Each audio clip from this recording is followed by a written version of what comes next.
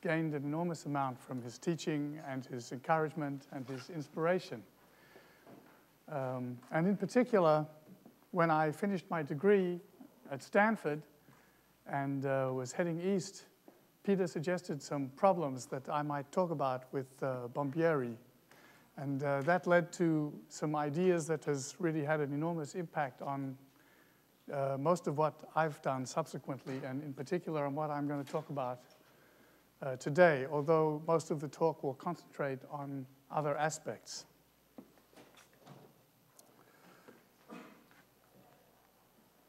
All right, so, that way. Okay, so I'm going to talk about joint work with Jacob Tsimerman, and it's about singular moduli.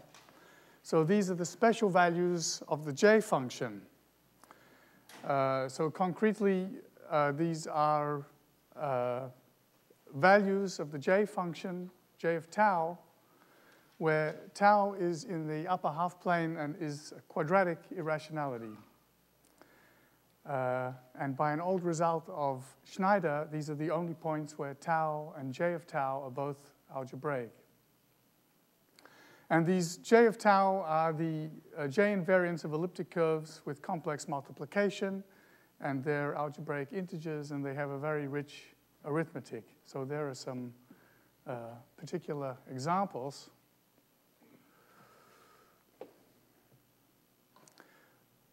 So if you fix a variety V, let's say in C to the n, and you want to look for points on this variety which are singular moduli, so that's looking for algebraic relations among singular moduli, but where you fix the variety V, then this is the world of Andrè-Oort. So in particular in C2, the so-called special subvarieties of C squared are the points whose coordinates are both singular moduli, the vertical and horizontal lines with a fixed singular coordinate, and the modular curves. And then you have this first case of the Andrè-Oort conjecture proved by Andrè, that if a curve in C2, C squared contains infinitely many special points, then it's special. Now, when you move to C to the n, Andrè-Oort says that, again, the intersection, the points on the variety which all coordinates are singular moduli has a finite description in modular terms. There's a finite number of maximal special subvarieties. And in C to the n, the special subvarieties are a hybrid of what happens in C squared. You have some coordinates can be fixed and special. Some coordinates can be related by modular relations, and the varieties you get that way may be irreducible, so you take irreducible components. And those are the special subvarieties. So what I want to talk about today is a different kind of algebraic problem involving singular moduli, where you don't look for a fixed algebraic relation, but you look for a relation of a fixed type, multiplicative type. So I'll call a multi-modular n-tuple is an n-tuple of distinct singular moduli which satisfy a non-trivial multiplicative relation, but is minimal in that no proper subset of this tuple satisfies a multiplicative relation. And there's an example. If you just look at the rational singular moduli, you can find an example of a multi-modular 5-tuple. Those 5 moduli are multiplicatively dependent. And the theorem is that for any n, there are only finitely many multi-modular n-tuples. So I want to mention some related results. They're not, they're related results. They're not too closely related. Bilu Massa-Zanya, who gave an effective proof of the André's theorem that I had 2 or so slides ago, proved that there are, in fact, no solutions to xy equals 1 in singular moduli. I should have said this theorem with Jacob is ineffective. And that's because it deals with bounds for class numbers and Siegel zeros and things we've heard a little bit about. Okay, so they gave an effective proof, and in the course of that, somehow proving just how effective this was, they could actually prove that there were no solutions. In that case, Bilu, Luca, and Pizarro Madariaga, in fact, look at xy being rational, and they can give a complete list of all solutions. And Habeger has a paper showing that there are only finitely many singular moduli which are algebraic integers. So those are some kind of related results. Of course, Andrè-Oort says that if you fix A1 up to AN, then you've fixed your variety, and then there are only finitely many families of solutions. So this problem really fits into a bigger picture of a conjecture, Zilber-Pink conjecture, which I want to explain. And the setting, it's a problem that mixes modular structure and singular moduli with multiplicative structure. So the setting here will be this ambient variety X, which will be a product of C to the n, which is the modular curve to the power n, and C cross to the n. And so I want to tell you what special subvarieties and weakly special subvarieties are in this X. Now, the special subvarieties in C to the n, I already told you, they're the irreducible components of subvarieties defined by modular relations and fixing coordinates to be special. And in C cross to the n, they are the so-called torsion cosets, the cosets of subtori by torsion points. And the special subvarieties in X are just the Cartesian products of those. Now, the weakly special subvarieties in C to the n, we allow now fixing a coordinate, any coordinate, to be to just fix it to be any complex constant rather than only special ones. And we still allow modular relations. And on the weak, and in C star to the n, we allow any coset of a subtorus, not just a torsion coset. And then the weakly special subvarieties in X are the Cartesian products. So those set brackets shouldn't be there. And now we take a particular subvariety V of this X. We take the subvariety which is defined by it's a diagonal. We've got coordinates in the modular coordinates, the xi's, and the multiplicative coordinates, the ti's. And we take the subvariety that says xi equals ti. So that's a codimension n subvariety. And now if we have one of these multi-modular n tuples,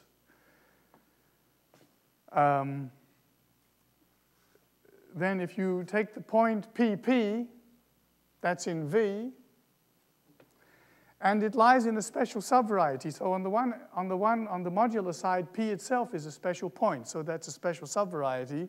And on the other side, on the multiplicative side, it satisfies a relation. So it's in a proper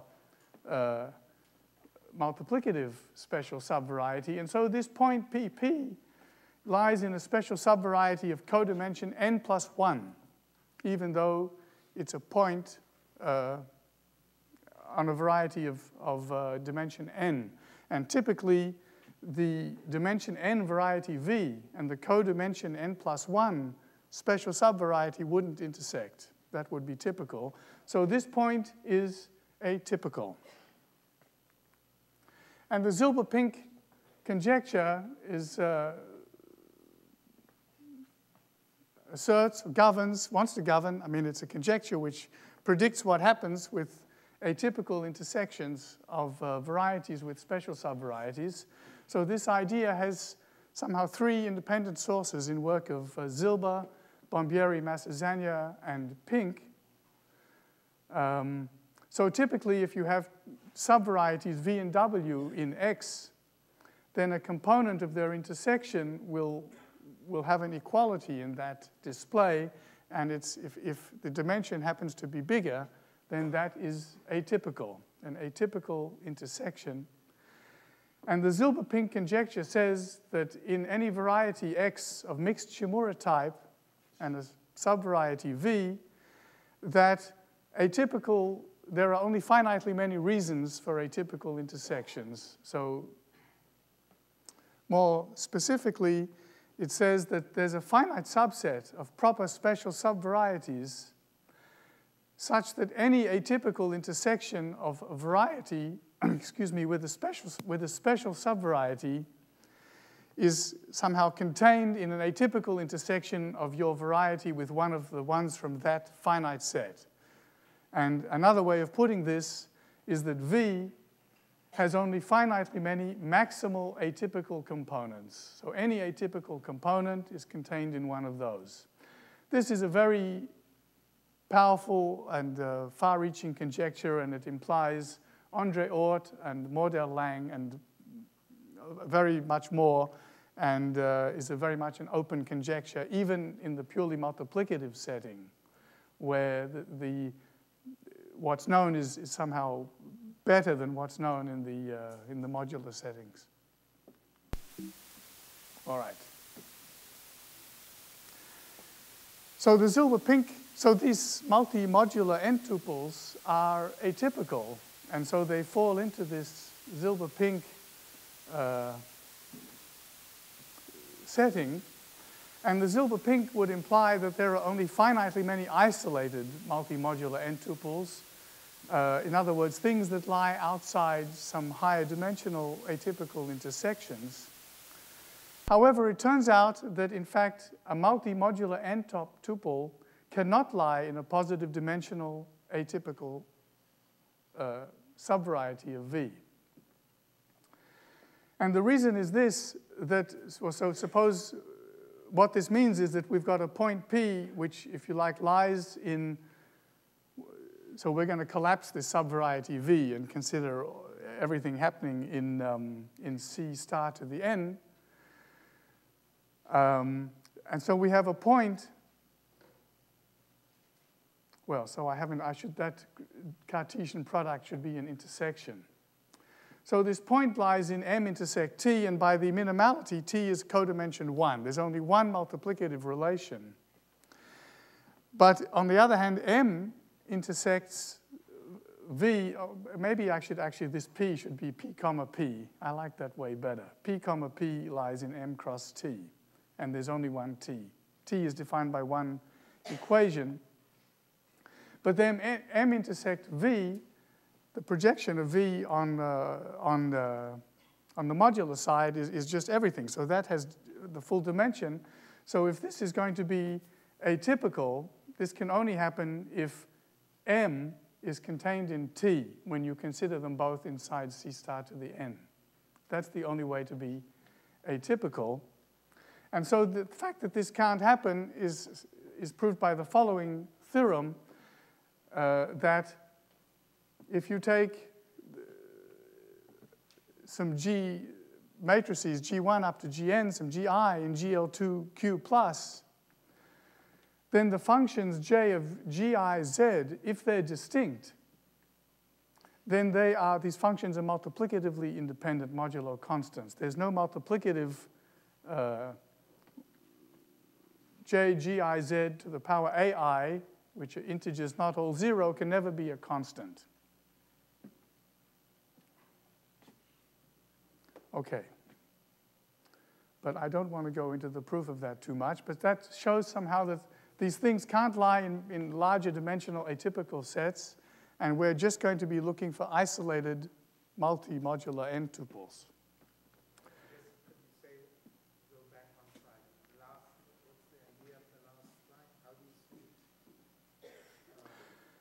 Well, yes.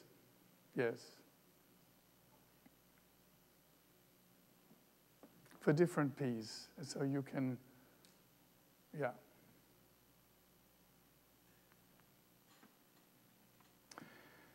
So I'm going to assign a complexity to a multi-modular n-tuple, and this will be simply the maximum modulus of the corresponding discriminants, the discriminants of the tau i's, which are the inverse image of the singular modulus in the upper half plane.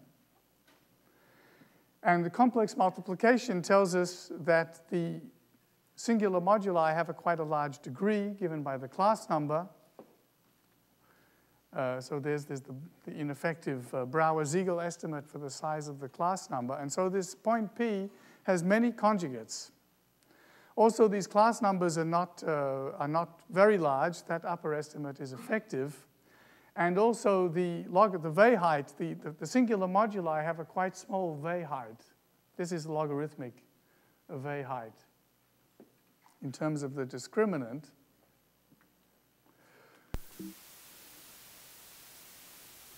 And so the multiplicative relation is somehow controlled by this complexity. The size of the, what have I called them there? The size of the, I haven't called them there. The BI's.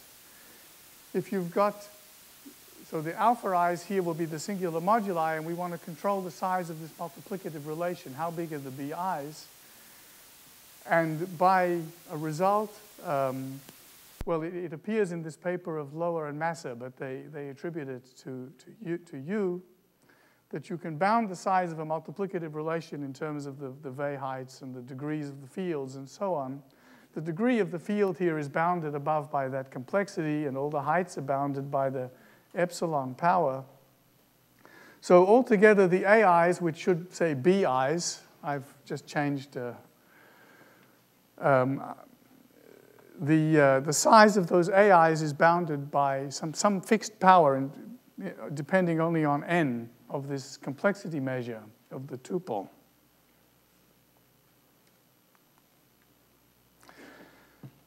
So now we come to counting rational points on definable sets.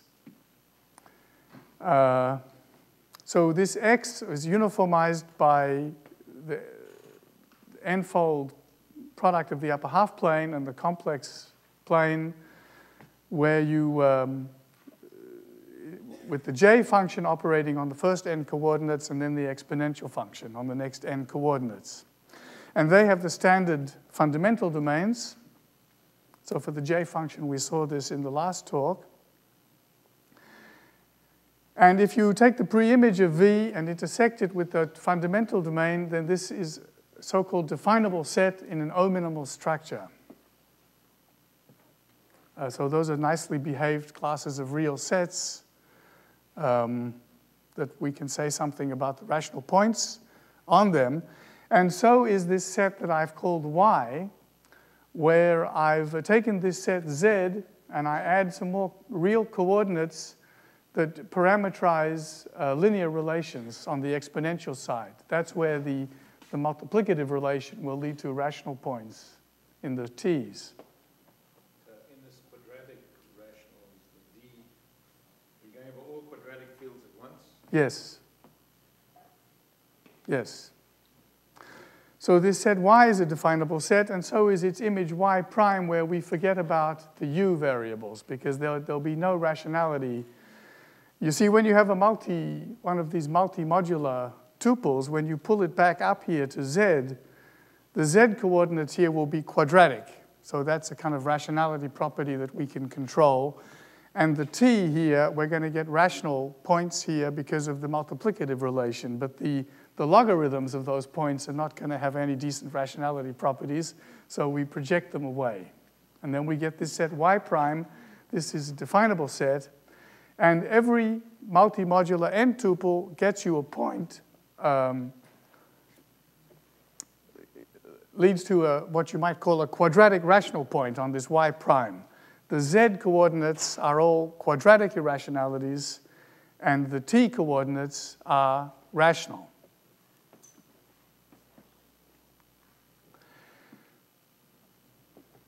And now, the fact that the multi-modular tuple P has, if it has complexity delta, then it has a lot of conjugates. So we can apply that Brouwer-Siegel estimate, let's say taking the epsilon there to be a quarter, we'll get at least delta to the quarter power conjugates. And each one of those is going to give us a point in Y prime, which is quadratic rational in that sense. And its absolute height by the result, the fact that the the complexity of the multiplicative relation is controlled by the discriminants, that will have some size bounded by some power of delta. And now, very general theorem of mine with Alex Wilkie about counting rational or bounded degree algebraic points on a definable set says that for any epsilon, there are at most some constant depending on epsilon, and the set t to the epsilon rational points up to height t. This is the absolute height of the points. Just for a rational number in lowest terms, that's the maximum of numerator and denominator. And for a quadratic point, it's the largest absolute value of the integral coefficients of a minimal polynomial of the quadratic. So this tells us that if there's a point P on this, if there's a multi-modular n-tuple on this variety V with a sufficiently large complexity, then there's going to be some real algebraic curve in this definable set Y prime. We found something real algebraic. And then this curve, associated with this curve, of course, is the hyperplane on the C to the n, which, so for every point in this curve, there's an associated hyperplane that intersects Z. Right to the curve, I mean, the bad set is positive dimensional, right? Yes. No, it could be higher dimensional, but it at least it contains a semi-algebraic curve. That's all I can use. Yeah, and that's all I need, because I'm going to complexify the parameter in that curve, and now I get a complex algebraic set. I get a complex curve and the corresponding planes, so that'll be a hyperplanes, so that will be an n-dimensional complex algebraic subvariety up in this Hn cross Cn, which intersects the preimage of V in a set of complex dimension 1. Now, the preimage of V has complex dimension n, and it's sitting in a 2n dimensional ambient. So for it to intersect this algebraic thing W, which is dimension n, in dimension 1 is again atypical. But it's an atypical intersection of a different kind. And now we're in functional transcendence land, because we've got a kind of exceptional intersection of something algebraic with the pre-image of something algebraic under the J function and the exponential function. So this here now up here is Ax-Schanuel theorem, Axe's theorem, the functional version of the Schanuel conjecture, which... You got Cn as well there. Is this a generalization? This is just Axe's theorem, actually written in this complex form. This is something...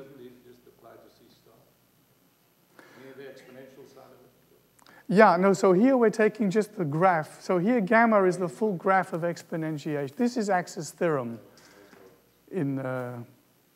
Axe's theorem is usually stated in a differential field, but it's actually, this is something that Jacob,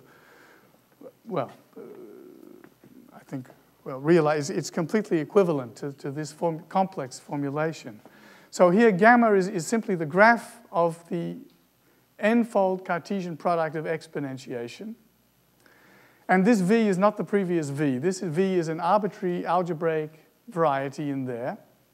And we simply intersect the graph of exponentiation with this variety V. And then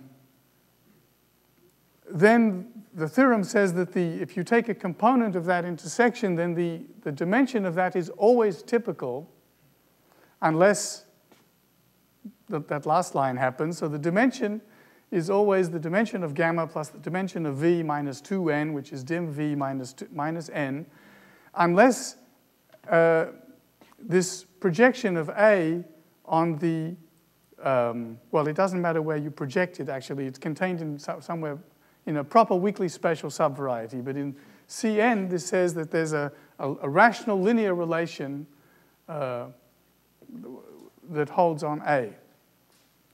And another way of saying this that makes it look more like Schanuel's conjecture is that if you consider on this intersection A the various functions, the zi and the e to the zi, the dimension of V is the transcendence degree of all those functions, and that should be at least n plus the dimension of A, unless the zi's are linearly dependent over Q mod C, meaning that there's some rational combination of z's which is a constant.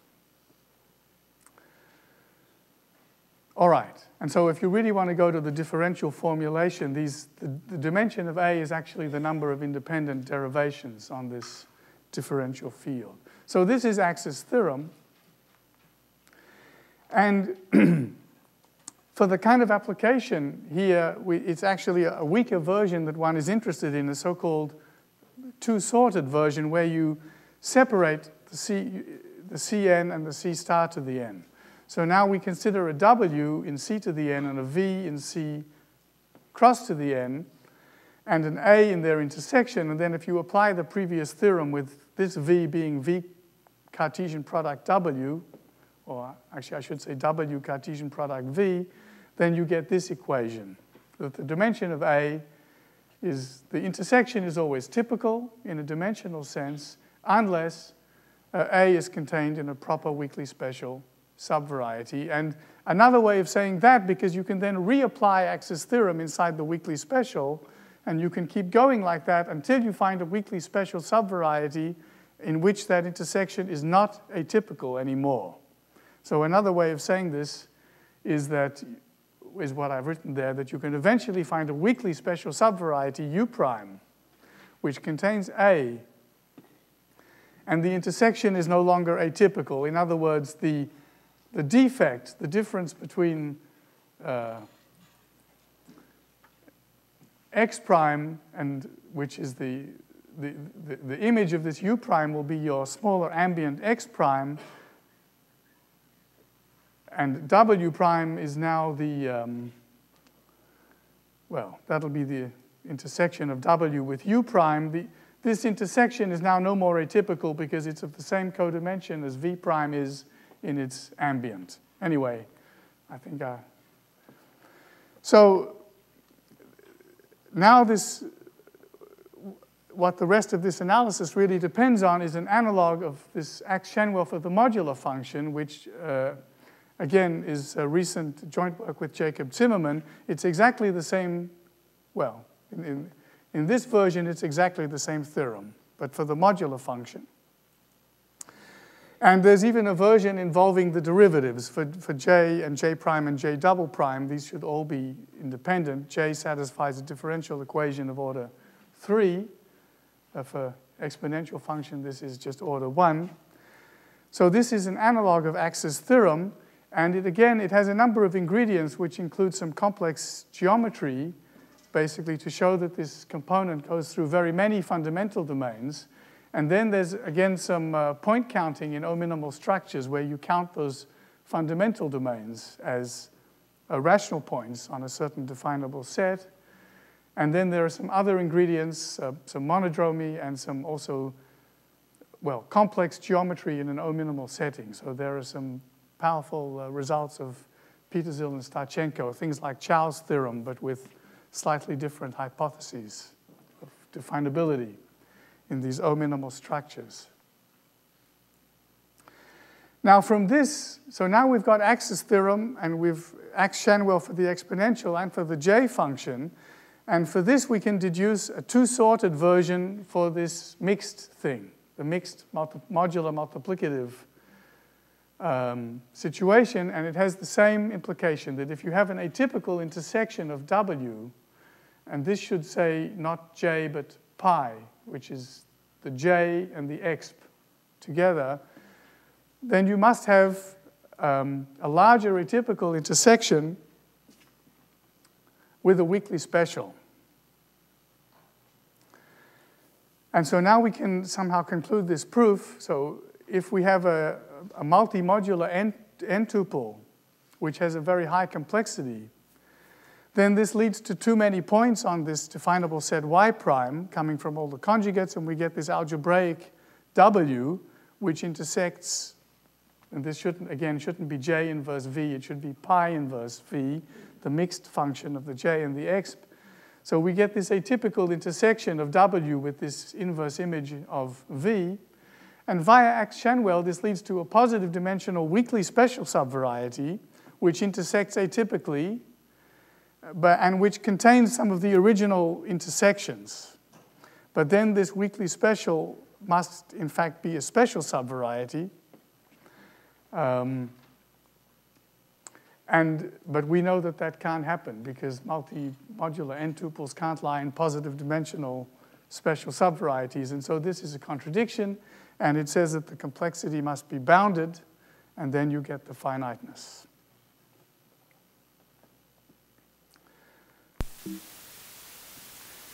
Now that, of course, is still a long way from proving the Zilber-Pink conjecture for this variety V, which depends on various other things. And in particular for V3, the remaining obstacle is mainly this problem that I've written up here. This is, I think, a very nice problem of this Zilber-Pink type. There are some variants of it that come up too, some kind of degenerate cases. But now we're looking for 3 algebraic numbers, or complex numbers. I mean, they will be forced to be algebraic, x, y, z, with the property that they satisfy 4 special relationships, but 2 of them are modular and 2 are multiplicative. So among these 3 numbers, they're pairwise multiplicatively dependent, and they're pairwise isogenous, meaning that the corresponding elliptic curves are isogenous. And the problem is to show that there are only finitely many such triples. And that seems to somehow, well, one, not be approachable at the moment, mainly because you somehow can't control the, for example, you somehow can't control, let's say, if you give yourself, tell you what the multiplicative relations are, you can't, the modular ones, you can't control the multiplicative ones. But it turns out you could, under this conjecture I've written here on heights. Sorry, would you expect that to be true just with x and y? Yes, so that's what with x and y, if they have one multiplicative and one modular. Well, that's not atypical, but that's where I'm expecting a height control. So if you have 2 numbers, x and y, which satisfy a modular relation and a multiplicative relation, so here the complexity of that relation is measured by n, a, b, and c is the order of this root of unity. Zeta, a and b are relatively prime. So this is not an atypical intersection. It's just it's a just typical intersection. Then this conjecture that the heights are the delta power of this is a multiplicative, this is the V, again, the multiplicative, the logarithmic V height, again, is some small power. I mean, for all delta, but even a sufficiently small power would do it. So this is a conjecture very much along the lines of the bounded height conjecture, which is a theorem of Habegger in the multiplicative case. That's a key to proving, well, the best results in Zilber-Pink in that. And it's also reminiscent of a conjecture of Habegger's on weakly bounded height on modular curves. So it seems if you had that kind of a bound on those intersections. Also, a paper of mine with Philip, where we looked at some other case of Zilber-Pink for curves, had a similar obstacle. So that's, anyhow, I think that's a very kind of basic and a very nice problem. I mean, a variant of it would be if you had just an x and y that satisfied 3 different special relationships. So let's say they're isogenous and they have a multiplicative relationship, but they're also isogenous for some other Shimura curve. That would be atypical. But there really legitimately many examples of such x, y? Oh, yes, yes. I think because if you write down those 2 equations, they'll intersect. Oh, sorry, x and y are no longer... Oh, no, they're not singular moduli. No, no. Oh, no, for singular moduli, this wouldn't be a problem. This is arbitrary, yeah. Yeah, so these points are just typical, right? If you write down these 2 equations on x and y, then they'll intersect, and there'll be some points. And also this result along the way that the j of gi of z's are multiplicatively independent functions if they're distinct and not constant. Well, they're not constant, but if they're distinct,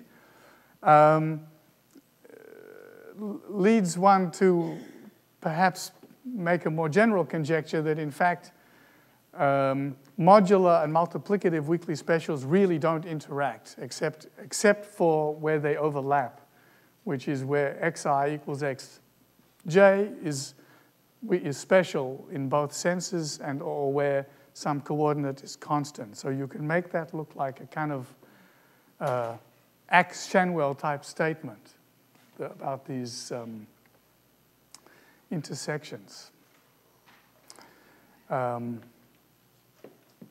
Yeah, so that was actually what I wanted to say, apart from happy birthday.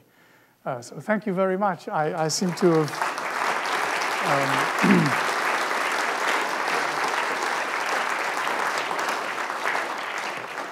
have miscalculated a bit, but I don't have any more slides. Any questions?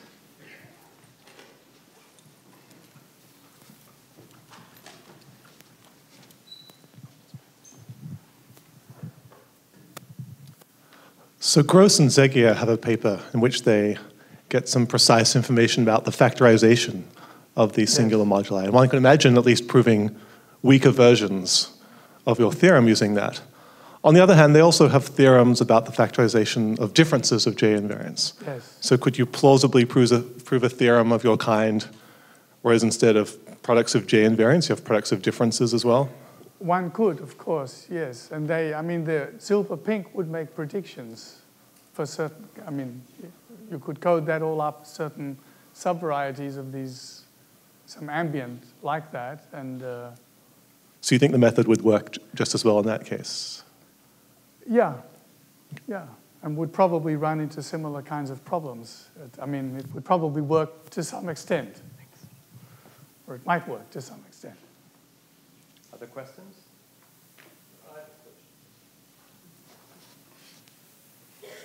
You don't need a microphone. I often get asked whether your theorem, the only ineffectivity in all this work is Ziegel or any time you use Ziegel in a lower bound for the Galois conjugate. And your theorem with Wilkie should not be ineffective. It should not be. But is it or is it not?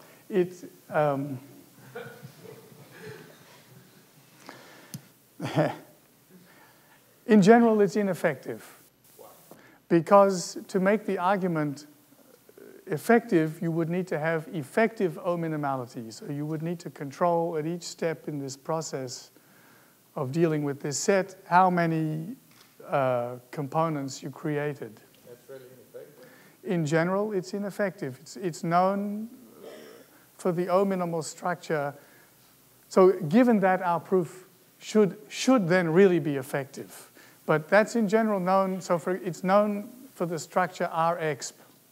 So isn't that what you need in Andrè-Oort, for example? No, I need a bit more than that because I need to define the J function, which means the exponential function plus some other real analytic function on a compact set. But there's no,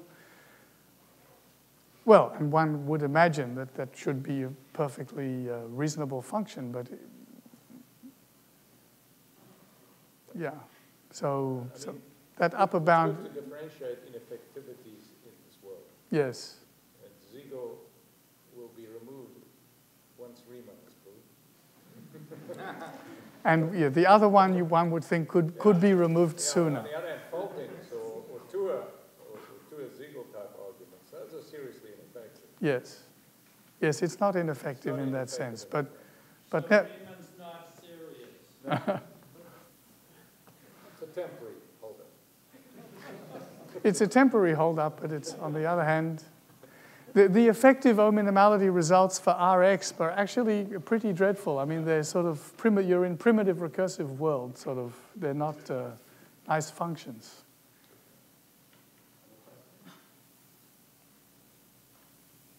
Okay, Okay, thank you.